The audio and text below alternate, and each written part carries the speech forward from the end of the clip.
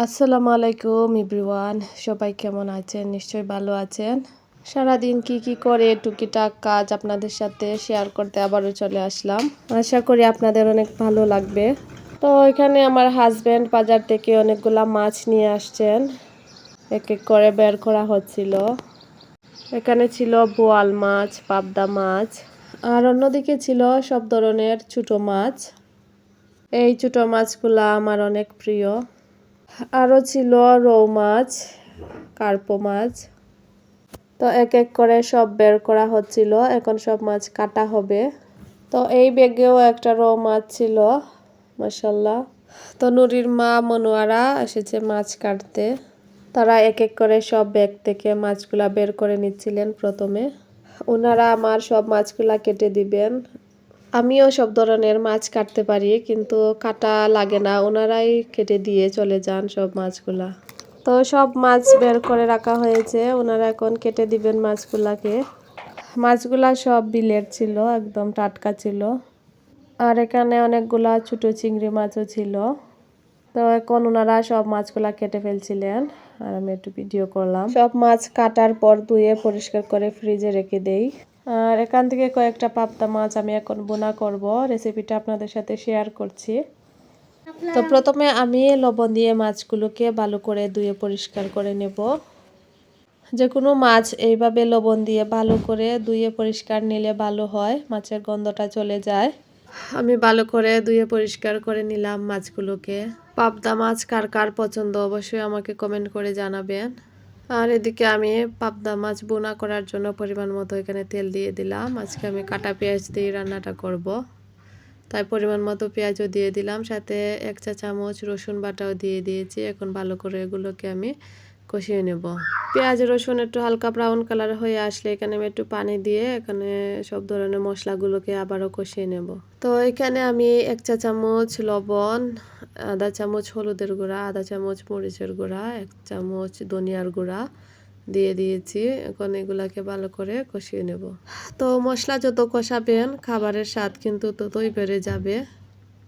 আমিও চেষ্টা করি মশলাগুলোকে ভালো করে কষিয়ে রান্না করতে। তো এক এক করে সব পাবদা মাছগুলো আমি দিয়ে দিলাম মশলার মধ্যে, দিয়ে ভালো করে উল্টিয়ে পাল্টিয়ে নাড়ছিলাম। তারপর এখানে এখন আমি কোনো পানি দেব না, এখন এটাকে ডেকে আরও 10 মিনিট রান্না করব।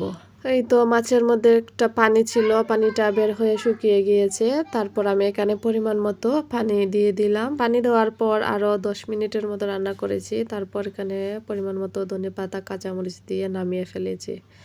এই তো মাশাল্লাহ, দেখুন আমার পাবদা মাছ বোনা। তারপর আমি এখানে ইফতারে রান্না করা শুরু করলাম।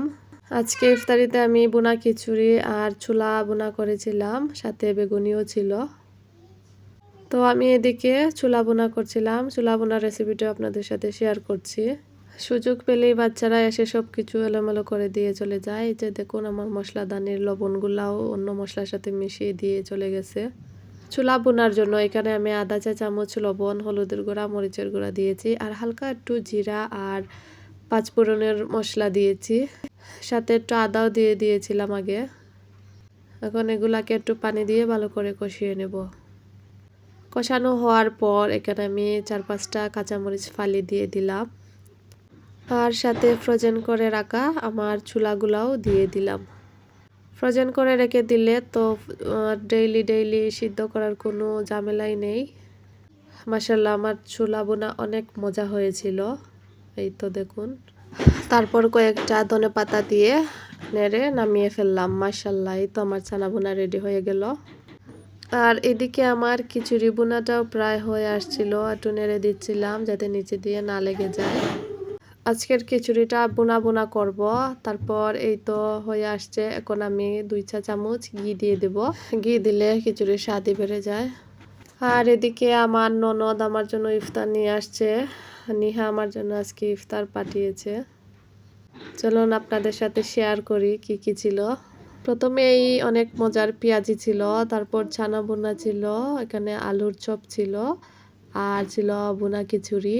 মাশাল্লাহ, আমার ননদ এত মজা করে ইফতার বানায়, অনেক মজা হয়েছিল। অনেক ধন্যবাদ নিহাকে এত মজা করে ইফতার দেওয়ার জন্য। আর এদিকে আমি ইফতারগুলো রেডি করে নিয়েছি। আলহামদুলিল্লাহ, এটা আমাদের চতুর্থ রমজানের ইফতার ছিল। ইফতার শেষে সবাই একটু চা খেলাম। তো সবাই অনেক ভালো থাকবেন, আমাদের জন্য অনেক দোয়া করবেন। মিনির সাথে রুকু খেলা করছিল। কেতা দোয়া করে মিনি?